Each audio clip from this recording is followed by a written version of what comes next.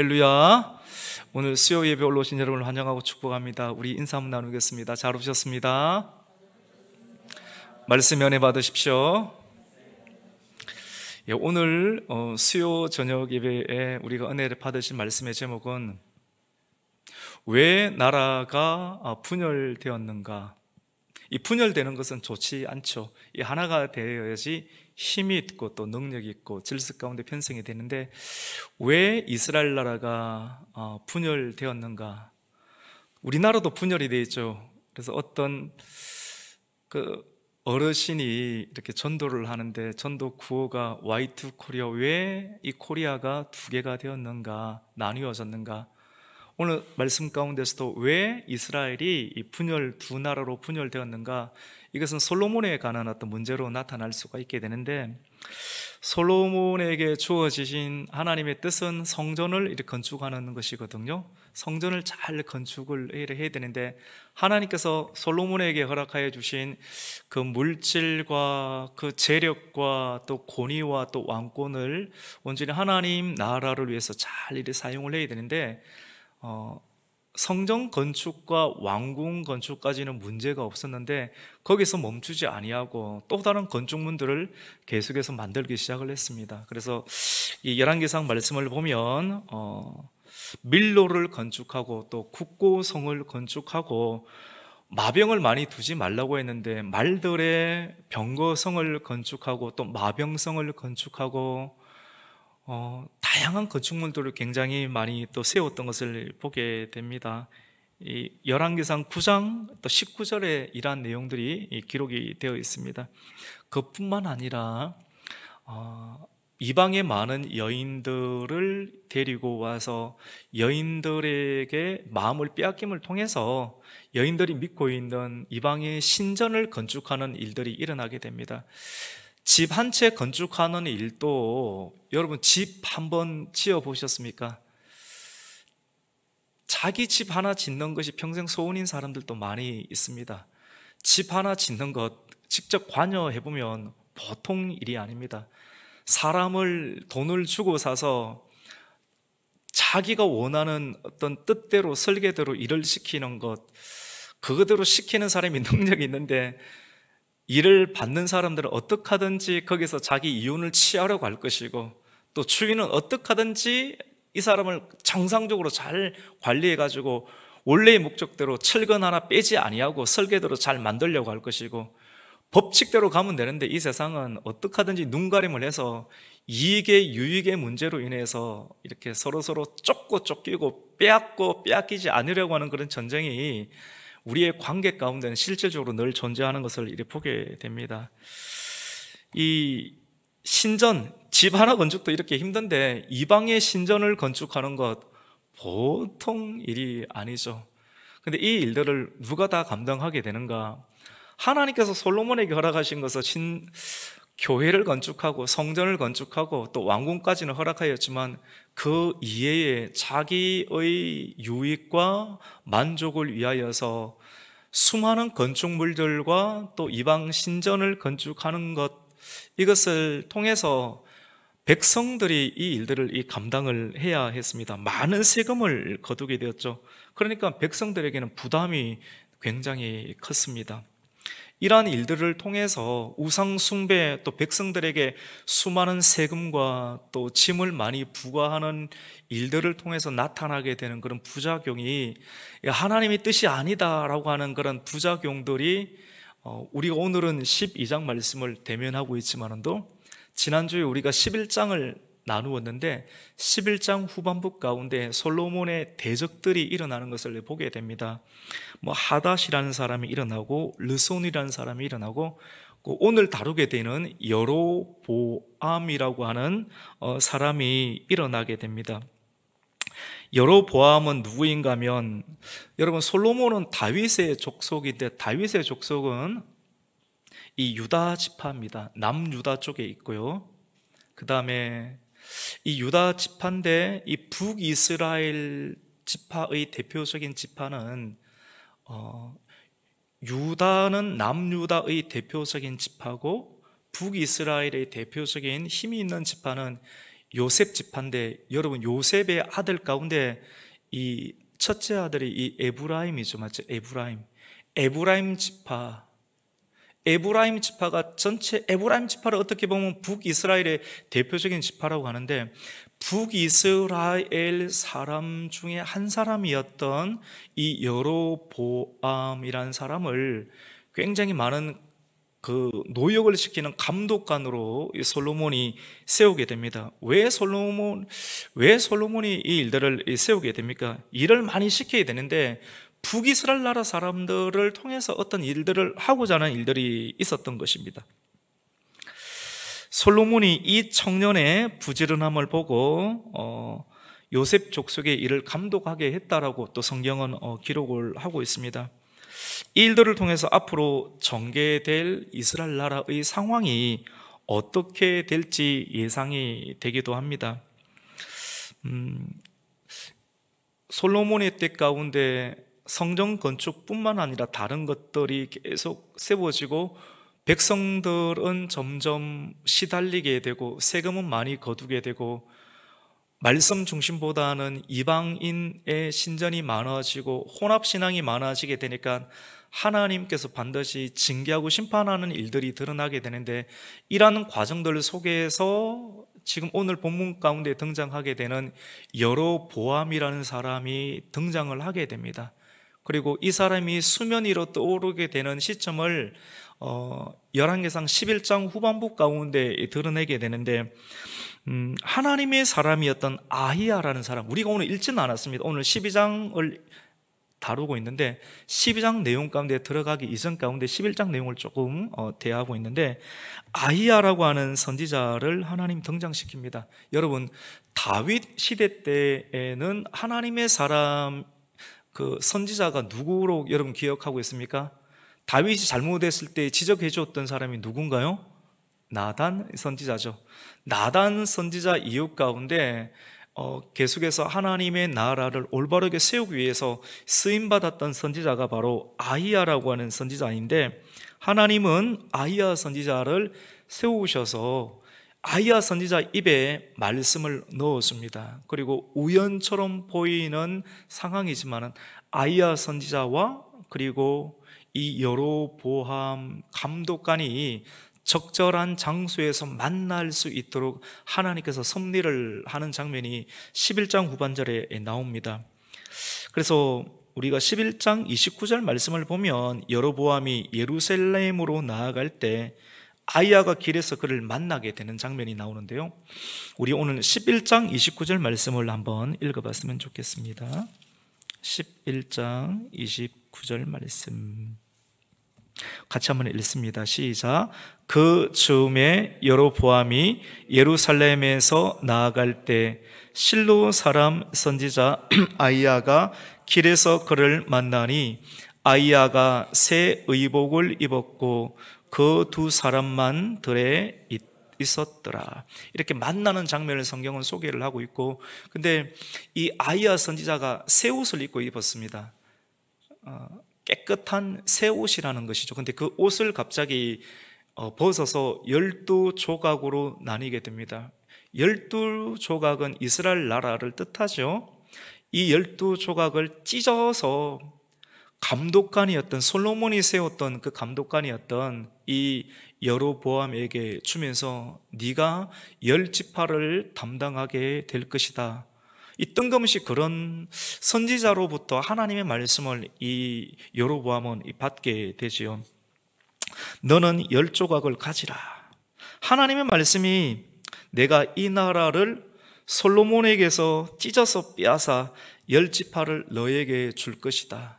여러분, 우리가 오늘 말씀을 통해서 발견할 수 있는 중요한 것은 하나님의 사람이 하나님의 뜻대로 살지 아니하면, 이 산다라고 하는 것은 하나님께서 그에게 물질을 주시고 권력을 주시는 거거든요. 남들이 부러워할 만한 것들, 남이 가지지 않은 것들을 하나님께서 모아서 마치 이스라엘 진사명 가운데 먹을 것이 필요해서 하나님이 성령의 동풍을 부르셔서 메추라기 떼를 이렇게 쏟아붓듯이 한꺼번에 집중시켜서 은혜를 주실 때가 있는데, 그것이 음식이든 권력이든 물질이든 재능이든 솔로몬에게 그 왕권과 그 재력을 허락하여 주셨는데 그 왕권을 가지고 하나님의 말씀에 집중하지 아니하고 우상 숭배로 흩어 나뉘게 될 때 하나님께서는 어떻게 하시냐면 선지자를 통해서 선지자를 불러서 그 마음 가운데 말씀을 주시고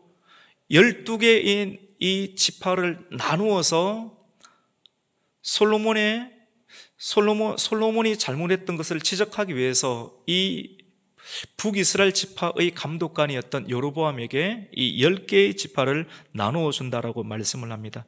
그리고 솔로몬에게는 한 지파를 나누어 준다라고 말합니다. 여러분, 이스라엘 나라의 지파는 총 12개의 지파인데 왜? 그럼 한 지파는 어디 있는가? 유다 지파 안에 베냐민 지파가 속해 있다라고 보시면 됩니다. 그래서 총 실질적으로는 12지파인데 베냐민 지파의 수가 사울이 거의 전멸하면서 굉장히 수가 미미해졌죠. 그래서 유다 지파에 복속되어 있는 상태로 한 지파만 주겠다라고 오늘 성경은 기록을 하고 있습니다.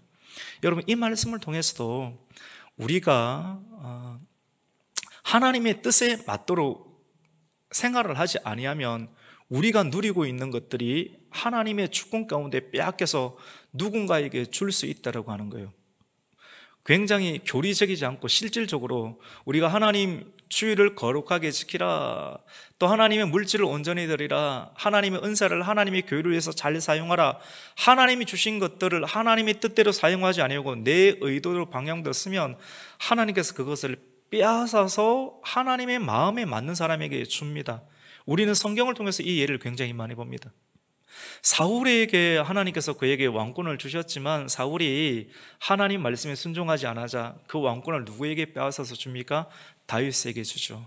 그리고 다윗에게 물려주었던 하나님의 왕권이 솔로몬에게 갔지만 또 솔로몬이 또 마음이 분심이 되고 반심이 되어서 나누어졌을 때 하나님께서는 그를 채찍질하고 연단시키기 위해서 이 다른 나라에게, 다른 사람에게 그 10개의 지파들을 떼어서 나누어 주는 것을 보게 됩니다. 우리가 오늘 이 말씀을 통해서 큰 위로와 또 힘을 얻게 되는데, 저와 여러분이 하나님의 뜻대로만 살아가기를 주님의 이름으로 축원합니다. 그러면 하나님께서 여러분이 필요한 것들을 하나님께서 허락해 주십니다. 다른 사람에게 기회를 잃는 거예요. 참 감람나무 가지가 열매를 온전히 맺지 못하면 하나님께서 그 가지의 일부를 잘라서 돌 감람나무 가지가 그 참 감람나무 가지 가운데 접붙임을 당할 수 있도록 하나님 나라 가운데 그 일들을 허락하여 주시는 것을 우리는 보게 되죠. 오늘 말씀이 Why to Korea? 왜 한국이 두 나라가 되었는가? 왜 이스라엘 나라가 분단 국가가 되었는가? 한국이 왜 두 나라가 됐는지는 잘 알 수가 없어요. 근데 성경 가운데 성경을 통해서 하나님께서 기록해 두시고 계시하고 분명하게 모든 사람이 공적으로 알 수 있도록 계시해 주신 말씀은 왜 이스라엘 나라가 분열이 되고 두 나라로 만들어지게 된 것은 바로 우상 숭배의 내용이라고 볼 수가 있습니다. 우상 숭배, 그들이 나를 버렸다. 바람 피면 안 되죠, 맞죠? 하나님과의 관계가 분명히 결혼을 했는데 하나님 말고 하나님 늘 있으니까 늘 있는 그 하나님에 대해서 끝까지 집중해야 되는데 이게 믿음이거든요. 우리가 믿음이 이기네 늘 있죠. 여러분 주변에 있는 사람이 늘 있다라고 착각하면 안 됩니다. 늘 있는 사람에게 잘해야 합니다. 계속해서 집중해야 돼. 그것이 믿음입니다. 이 믿음을 유지하기 위해서는 우리의 가정생활과 우리의 주변의 모든 생활들을 잘 유지하기 위해서는 하나님에 대한 온전한 믿음이 계속해서 수요받고 공급받지 아니하면 나머지 실질적인 상황들에서 깨어져 버릴 수가 있게 됩니다. 마음의 문제거든요. 같이 봅시다. 믿음이 중요합니다. 믿음을 잘 지키면 믿음을 통해서 우리의 실질적인 삶 속에 있는 것들을 잘 관리해낼 수 있는 능력이 하나님으로부터 주어집니다. 우리 마음 우리가 스스로 제어를 못해요. 그래서 하나님이 우리 안에서 사시도록 허용을 해야 되고 우리의 인격을 계속 하나님께 드리는 수밖에 없습니다. 그것이 믿음으로 살아가는 것이라 볼 수 있습니다. 우상 숭배죠. 모압의 여신들, 그모스, 암몬의 신 밀곰에게 경배하고 너는 다윗의 길로 행하지 아니했다. 정직하지 아니하고 거짓을 일삼았고 하나님의 법을 지키지 않은 것이 바로 나라가 두동강이 난 이유이다. 여러분, 우리의 가정이 두동강이 나버리고 우리의 재산이 두동강이 나버리고 우리의 마음이 분심이 되어버렸어요. 다윗은 전심이었지만도 솔로몬은 처음부터 기브온 산당에 생명 걸고 기도하는 것처럼 보였지만도 이미 자기 집에 다른 여자, 애굽에 온 여자 한 명 갖다 놓고 기도하러 간 것 아닙니까? 그때부터 하나님 은혜는 받긴 받았지만도 그 문제로 인해서 결국은 나라가 두동강이 나는 것을 보게 됩니다. 왜 나라가 두동강이 났는가? 오늘 그 분열의 원인을 33절을 기록하고 있죠. 우리 11장 33절 말씀 한번 같이 읽습니다. 11장 33절 시작.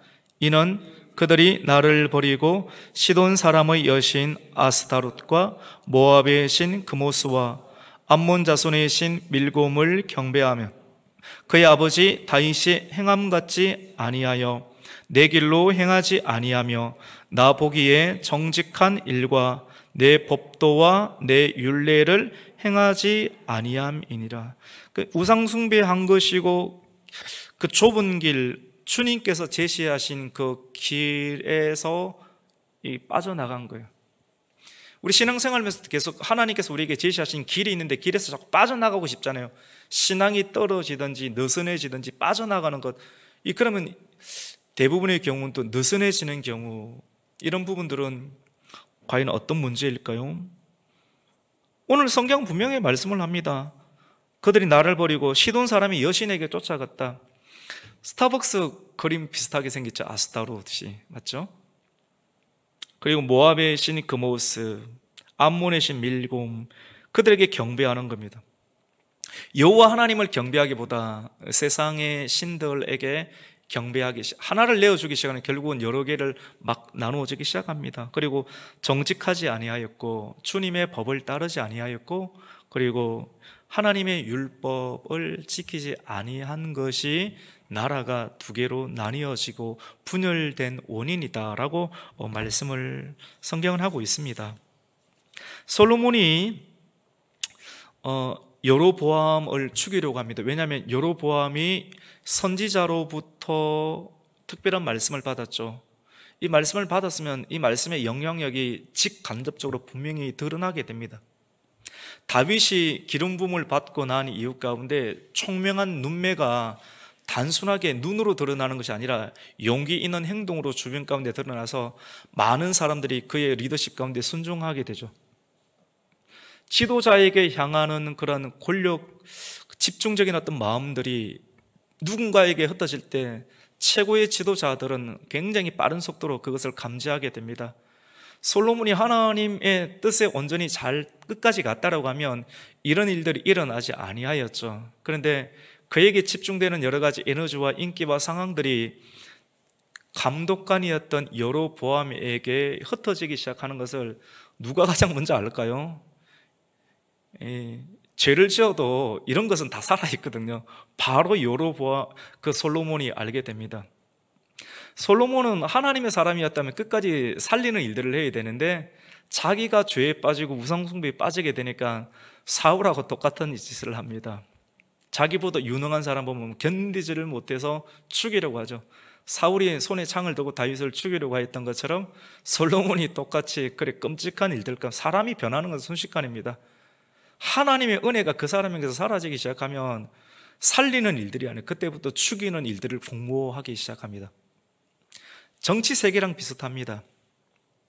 의로운 일들을 행하려고 했을 때 각 시대마다 나타나는 그 정부의 권세에 의해서 쫓겨나는 사람이 있고 망명 가운데 있고, 그 정부가 끝이 났을 때, 새로운 정부가 들었을 때 그 사람을 다시 도입을 해서 여러 가지 정권적 상황을 유지하는 세상의 나라에서도 동일한 일들을 많이 보게 됩니다.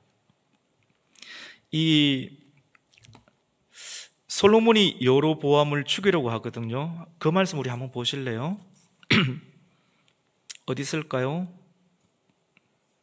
40절이죠, 맞죠? 죽이려고 하고, 여러분 죽이려고 하다가 결국 자기도 죽습니다. 우리 40절, 11장 40절 같이 한번 읽습니다. 시작. 이러므로 솔로몬이 여로보암을 죽이려 하매 여로보암이 일어나 애굽으로 도망하여 애굽 왕 시삭에게 이르러 솔로몬이 죽기까지 애굽에 있으니라. 애굽으로 피신했던 사람들이 많죠. 마리아도 예수님을 이렇게 출산하고 난 다음에 예수님께 경배하려고 하는 동방 박사들의 그런 소리를 듣고 헤롯 대왕이 내가 왕인데 또 말씀이 성취되면 안 되니까 그 왕을 인정해버리면 자기가 죽어야 되니까 살려고 하면 남을 죽이든지 자기가 엎드리든지 해야 되는데 예수에 속하지 아니하면 죽이는 수밖에 없겠죠, 맞죠? 그리고 예수 믿지 아니하는 사람을 궁극적으로 악인이라고 해요. 악인과 의인의 전쟁은 계속해서 앞으로 일어나게 될 것입니다. 그 예수님도 헤롯이 살아있을 동안에 애굽에서 피신하였던 장면들을 성경 기록을 하고 있습니다. 솔로몬도 죽게 되어서 드디어 이제 그의 아들이었던 르호보암이 왕이 됩니다. 오늘 우리는 열왕기상 12장을 이렇게 대면하고 있는데 12장 1절 가운데 가장 먼저 등장하는 장면들이 있습니다. 세겜이라는 단어가 나오죠. 세겜은 북이스라엘, 특별히 사마리아의 중심 도시입니다. 북이스라엘의 대표적인 도시. 남유다를 중심으로 예루살렘 중심으로 나라가 이끌어져 가야 되는데 여기에 말씀에 집중하지 않으면 하나님께 집중하지 않으면 나라가 또 두 개가 되는 거 아니겠습니까? 우리나라에 서울이 있고 북한에 평양이 있게 되듯이 이 북이스라엘의 중심 이 세겜 지역이 솔로몬이 죽고 난 이후 르호보암이 왕이 된다라고 하지만도 심상치 않게 수도 예루살렘을 등장시키지 않고 세겜을 등장시켰다는 그 말 자체가 앞으로 일어날 일이 심상치 않겠구나, 나라에 문제가 생기겠구나, 오늘날에 있는 헤게모니 정치권의 주도권 싸움과 같이, 여러분 헤게모니 전쟁은 뭐 정치권에만 있는 것이 아니라 가정에도 있고 학교에도 있고 병원에도 있고 모든 공동체 가운데 주도권을 내가 내어주느냐 잡느냐 그 문제는 반드시 한번 지나가는 것 아닙니까? 르호보암이 아직 왕이 되는 시점 가운데 많은 사람들이 인준을 받아야 되는데 그 인준을 허용을 해줄 것인가 안 해줄 것인가의 문제를 두고 왕이 등극을 하지만도 왕이 등극을 해야 되는 남유다 쪽에 오르지 아니하고 대통령이 다른 나라 가는데 방문하고 나오지도 아니하고 막 이런 일들이 왜 일어나겠습니까? 헤게모니 전쟁이지 않습니까, 사실은? 그래서 이 왕이 직접 남유다에서 세겜이라고 하는 북쪽 이스라엘로 올라가서 그들에게 인준을 받는 장면이 오늘 12장 1절 가운데 나타나게 됩니다. 우리 12장 1절 한번 같이 한번 읽어볼까요? 같이 읽습니다. 시작. 르호보암이 세겜으로 갔으니 이는 온 이스라엘이 그를 왕으로 삼고자 하여 세겜에 이르러 섬이더라. 왜 왕이 있는 솔로몬의 아들이었던 르호보암이면 예루살렘에서 사실은 이런 즉위식을 기행을 해야 되는데 왜 세겜으로까지 가야 됩니까? 세겜에 남유다의 대표적인 지파보다 더 강력한 10개의 지파들의 우두머리인 이 에브라임 지파의 사람들이 북이스라엘 쪽에 있으니까 이 사람들이 솔로몬이 있을 때는 그냥 적절하게 가만히 있었는데 다윗이 하도 강력했으니까 솔로몬도 어느 정도 힘이 있었기 때문에 근데 다윗도 죽고 솔로몬도 죽게 된 이상 이제 그들이 이제 고개를 들고 싶은 거예요.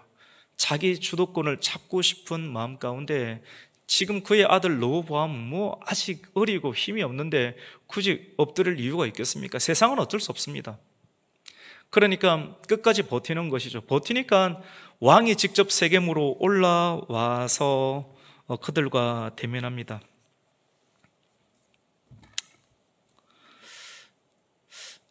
이때 북이스라엘 사람들은 지금까지 솔로몬이 여로보암을 죽이려고 했기 때문에 여로보암은 어디로 피신합니까? 애굽 왕이었던 시삭 왕에게 피신했는데 르호보암이 이제 왕의 즉위식 문제로 인해서 북쪽으로 우리가 살고 있는 중심으로 온다는 소식을 듣고 긴급하게 사람을 보내어서 망명가 있던 여로보암을 데리고 옵니다. 그리고 그들에게 우리의 문제를 정권을 이양을 시켜서 북이스라엘의 대표적인 입장, 백성들의 입장을 바로 하게 만듭니다. 지금까지 솔로몬 치하 가운데, 정권 가운데 있을 때 우리 너무 힘들었다. 세금도 굉장히 많이 내었고 굉장히 우리가 어깨의 짐이 너무나도 무거운데 당신의 아버지의 치세 가운데 우리는 말할 수 없는 고통을 겪게 되었는데 이제 너가 왕이 되었으니 너가 아버지께서 우리에게 부여한 여러 가지 짐들과 세금의 문제를 많이 감면을 시켜주면 우리가 어느 정도 잘 해줄 수 있겠다. 네가 우리의 왕이 될 수 있다라고 하는 제안을 이렇게 하게 됩니다. 굉장히 합당한 제안이기도 하고 굉장히 과격한 제안이기도 하죠. 과연 이런 제안을 받았던 왕은 이 상황을 어떻게 풀어나가야 할까요? 오늘 우리 3절, 4절 같이 한번 읽어볼까요? 같이 한번 읽습니다. 시작. 무리가 사람을 보내 그를 불렀더라. 그는 이제 누구죠, 여러분? 그가 여로보암입니다. 애굽에 있는 여로보암. 계속 읽습니다. 여로보암과 이스라엘의 온 회중이 와서 르호보암에게 말하여 이르되 왕의 아버지가 우리의 멍에를 무겁게 하였으나 왕은 이제 왕의 아버지가 우리에게 시킨 고욕과 매운 무거운 멍에를 가볍게 하소서. 그리하시면 우리가 왕을 섬기겠나이다. 사실 처음 왕 되자마자 기분 되게 안 좋죠, 사실은. 아버지의 그 짐들을 그대로, 아버지의 짐 때문에 자기가 왕이 되기도 하고 아버지의 짐 때문에 인해서 이런 왕위 즉위식과 함께 이런 굉장히 어려운 난관의 문제를 이렇게 맞닥뜨리게 됩니다.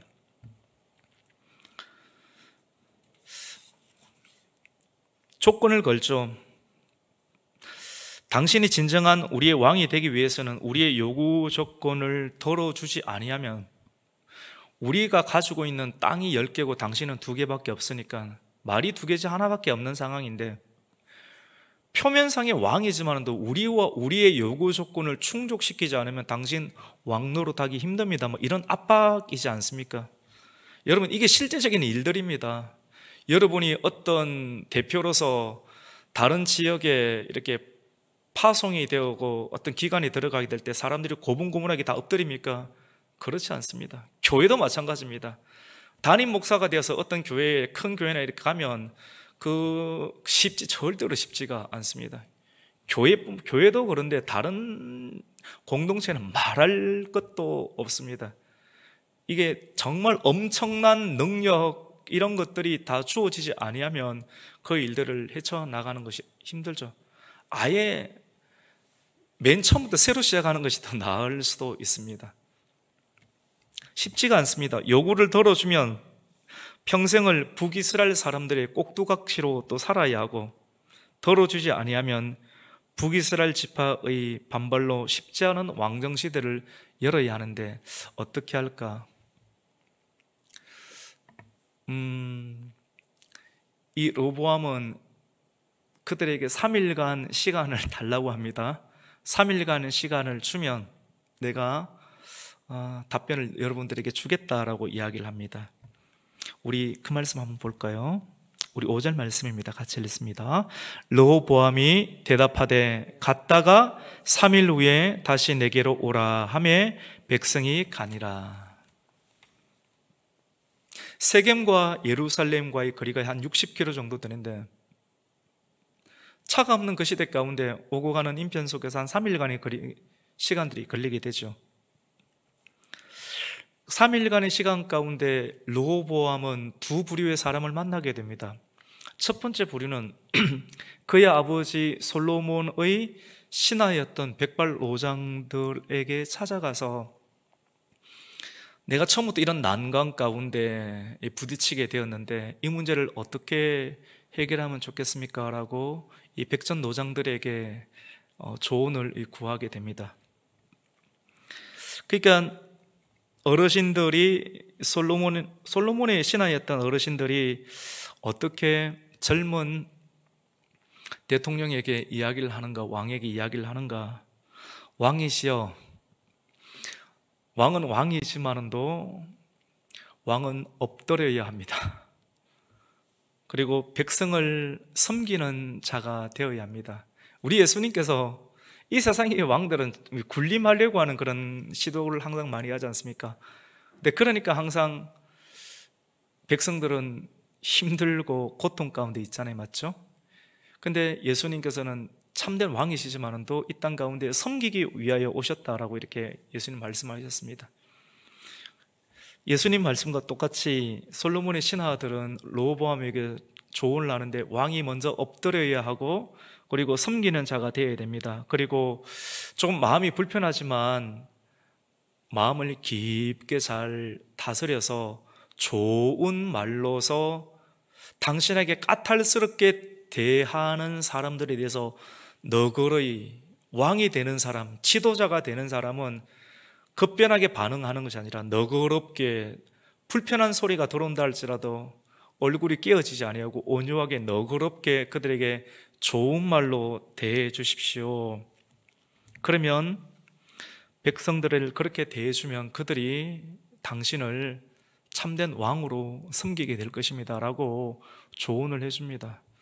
굉장히 좋은 말인데 이 좋은 말을 몸에 붙이고 행동으로 만들려고 하면 자기가 죽어야 되는 거지 않아요? 맞죠? 말이 좋은데 좋은 말을 담으려고 하면 그릇이 준비되어야 되는데 몸 안에 그걸 담는다는, 행동으로 습관으로 담는다는 것은 인격, 덕이 만들어지지 아니면 결코 그렇게 만들어질 수가 없죠. 그런데 르호보암에게는 그런 시간이 없었습니다. 3일간의 시간 가운데 조언은 받았지만도 이 기도한다는 모습은 전혀 볼 수가 없었죠. 이전에도 기도한다는 소리도 들을 수가 없었죠. 사람이 말씀과 기도로 인해서 계속해서 어려움과 환난들을 하나님 앞에 엎드리는 그런 연습들, 경건의 연습들을 행하지 아니하면 위기를 만날 때 좋은 말을 들어도 그 말의 조언을 따를 수가 없게 되죠. 우리 어르신들이 했던 말 한번 볼까요, 여러분? 몇 절에 나옵니까? 6절, 7절이죠, 맞죠? 우리 같이 6절, 7절 한번 읽습니다. 시작. 르호보암 왕이 그의 아버지 솔로몬의 생전에 그 앞에 모셨던 노인들과 의논하여 이르되 너희는 어떻게 충고하여 이 백성에게 대답하게 하겠느냐? 대답하여 이르되 왕이 만일 오늘 이 백성을 섬기는 자가 되어 그들을 섬기고 좋은 말로 대답하여 이르시면 그들이 영원히 왕의 종이 되리이다 하나. 들을 때는 수긍할 것처럼 보이는데 이 일이 참 자존심이 많이 상합니다. 젊은 사람들은 혈기가 있어가지고 혈기가 꺾여지지 않았기 때문에 젊은 지도자에게 성공하는 사람들이 혈기를 꺾는 사람들이지, 맞죠? 그래서 젊은 열정도 있으면서도 어르신 세대까지 아우를 수 있는 깊은, 그러니까 어릴 적부터 고생을 많이 해봐야 됩니다. 어릴 적부터 광야를 거친 사람이 지도자가 될 수 있죠. 광야를 안 거치면 결코 처음 난간에서부터 지나갈 수가 없게 되겠죠. 르호보암은 광야를 거치지 않았습니다. 오렌지족입니다. 오늘날로 본다라고 하면. 오렌지족 아십니까, 여러분? 옛날 썼던 말인데 요즘 오렌지족이란 말 알아들을 수 있을지 잘 모르겠네요. 두 번째 사람을 찾아가게 되는데 누구를 찾아가게 되냐면 자기와 비슷한 또래에 있는 젊은 그룹 세대들입니다. 청년 세대 신하들, 같이 아버님 솔로몬 치하에 있을 때 문벌 좋고 힘 있는 어떤 빽이 있는 그 사람들의 자손들과 동료로 지냈겠죠. 그런 사람들, 고생해보지 않은 사람들, 그 사람들에게 자문을 구합니다. 너희는 어떻게 했으면 좋겠는가? 그 사람들은 어르신들과는 전혀 다른 이야기를 이렇게 합니다. 뭐라고 합니까? 내 생기손가락이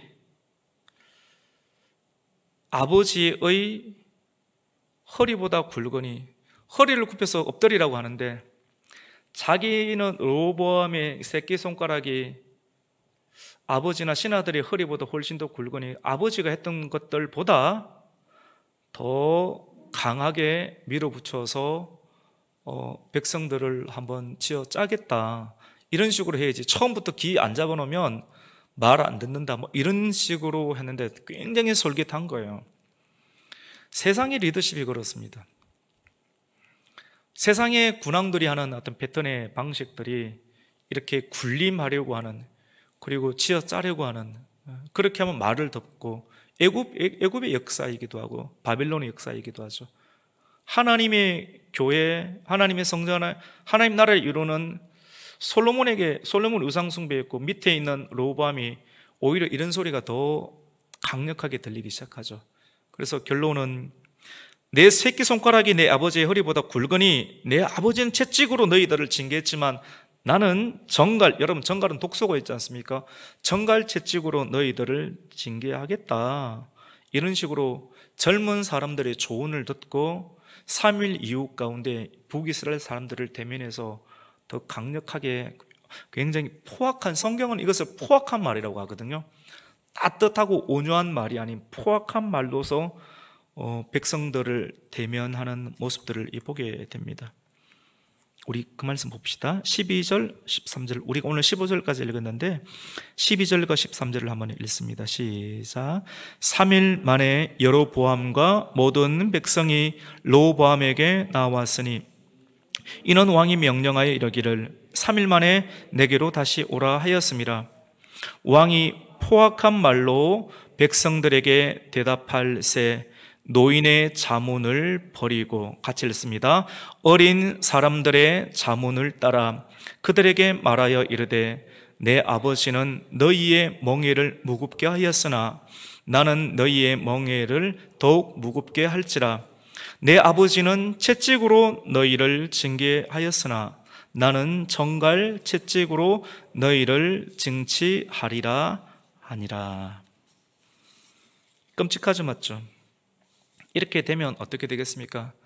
처음 시작부터 이런 관계에 들어가면 좋은 언어로 또 능력 있는 어떤 리더십으로 풀어도 될까 말까 하는 상황인데, 사실은 처음부터 이렇게 강경한 상황으로 들어가게 되니까 힘이 차라리 없었으면 상관없는데, 힘이 있는 북이스라엘 사람들이 어린 사람이 이렇게 강하게 나올 때 엎드리겠습니까? 그래, 그럼 우리 끝이다 라고 돌아가게 되죠. 그 내용이 마지막 15절 말씀입니다. 우리 같이 한번 읽습니다. 시작. 왕이 이같이 백성의 말을 듣지 아니하였으니 이 일은 여호와께로 말미암아 난 것이라. 여호와께서 전에 실로 사람 아이야로 느밧의 아들 여로보암에게 하신 말씀을 이루게 하심이더라. 이 안에 많은 것이 있는데요, 하나님께서 이렇게 판을 짰다라고 하는 거예요. 사실은 여러분, 이 안에 들어가 보면 말이 좋지, 이제 왕이 돼서 왕노릇 열심히 한번 해보려고 하는데 우리 말 안 들으면 안 도와줄 겁니다, 이런 식으로 하는 사람에게 주도권 내어줄 수는 없는 문제거든. 사실은 우리가 이 문제를 두고 따뜻한 의미로 이렇게 들어야 된다는 말을 하기도 하지만 또 입장 가운데 쓰게 되면 대부분의 경우는 이런 선택을 할 수밖에 없습니다. 무슨 말입니까? 안 되는 판이라고 하는 거예요. 애초부터 판 자체가 안 되는 구조 가운데 놓여졌는데, 이 판과 구조가 어디서부터 만들어졌는가 하면 그의 아버지가 하나님께 온전히 집중하지 아니하게 될 때 다음 세대, 우리 오늘 정성철 집사님께서 귀한 또 기도해 주셨잖아요.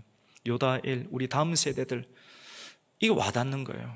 우리가 이 시대, 우리 부모 세대가 정말 하나님 앞에 전심으로 나아가지 못하면 다음 세대가 굉장히 위태롭다라고 하는 거예요. 우리가 그 의미를 가지고 또 생명을 걸고 예배하고, 생명 걸고 또 우리가 가정을 지키고 신앙을 지키는 일들을 할 때 다음 세대에게 그 믿음의 유산이 이어지게 되고, 그 믿음의 유산이 계속 주님 다시 오실 때까지 이어지게 되는 것이 우리의 신앙생활이라고 볼 수가 있습니다. 보편적인, 끊어서 통시적인 관점 쭉 모든 세대별로 흘러서 선을 이어서 하는 통시적인 관점 말고 한 장 한 장 한 부분별로 공시적으로 공간별로 딱딱 끊어서 보면 이 부분에 대해서 우리가 설교를 할 때 적용적인 부분이, 지도자는 백성의 소리를 잘 들어야 된다, 뭐 이런 식으로 교훈을 받을 수 있어요. 두 번째로는 중요한 결정을 두고 하나님께 기도해야 된다. 3일 시간 안에 기도할 시간이 있겠습니까? 사실은 말이 기도를 해야 되는데 쉽지 않은 상황과 판이라고 하는 거예요.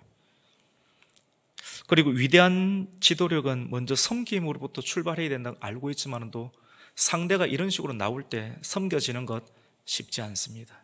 우리가 알고 있는 이론과 실제 나라 전체를 걸머쥐고 리더십을 펼쳐야 되는 상황 가운데 쉽지 않은 르호보암의 선택, 대부분의 경우 이런 식으로 갈 거예요. 르호보암이 이런 식으로 갈 수밖에 없는 구조지 않습니까? 그리고 노인들의 지혜를 무시하지 말자, 이런 내용들로 우리가 끊어서 생각할 수 있지만 결국 이 판 안에 들어가게 되면 누구든지 답이 잘 나오지 않습니다. 이해되시죠? 맞죠? 은혜롭게 뭐 설교하는 거 다 할 수 있어요. 근데 막상 이 거대한 움직임 가운데 여러분이 들어가 보면 이게 쉽지 않다고. 르호보암이 했던 그 선택이 대부분 선택할 수밖에 없다 여겼습니다. 그러면서 오늘 15절까지 읽게 되는데 15절 말씀 가운데 말씀하는 거예요. 이 판을 누가 짰느냐? 하나님이 하셨다라고 하는 겁니다. 모든 것이 하나님의 작정과 하나님의 손안에, 하나님의 주권 안에 있음을 보게 됩니다. 우리가 하나님의 뜻 가운데 온전히 들어가지 못하면 하나님 약속을 지키기 위해서 다윗의 왕권을 지키겠다라고 약속은 지키는데 많은 부분에 힘을 다 빼버립니다. 10개를 갖다가 나눠서 딴 데 줘버리고 하나 주면서 명맥을 이어가면서 결국 실핏줄처럼 이어가게 하면서 거대한 이전의 동맥처럼 우리가 살았지만도 완전 실핏줄처럼 명맥을 유지하면서 포로기를 거치게 되고 모든 것을 다 빼앗게 되고 겨우 숨 쉬도록 하면서 하나님 이제 하나님 제대로 믿겠습니다, 이 말씀을 일으키게 하시는 하나님의 섭리가 하나님의 성경의 판 가운데 있음을 보게 됩니다. 우리가 이 말씀을 진짜 믿게 될지 못 믿게 될지 그것은 우리의 선택이겠죠. 여러분, 결국은 하나님의 작정에 의해서 세상을 움직입니다. 우리 마지막 말씀은 15절 한 번 더 읽습니다. 하나님 이렇게 판을 만들어 두셨어요. 시작. 왕이 이같이 백성의 말을 듣지 아니하였으니 이 일은 여호와께로 말미암아 난 것이라. 여호와께서 전에 실로 사람 아히야로 느밧의 아들 여로보암에게 하신 말씀을 이루게 하십니다. 아무리 그 안에서 잘한다고 하지만 결국 하나님의 뜻대로 진행될 수밖에 없는, 하나님의 작정과 공의대로 진행되구나 하는 것을 보게 됩니다. Y2 코리아, 왜 우리나라가 나누어졌습니까?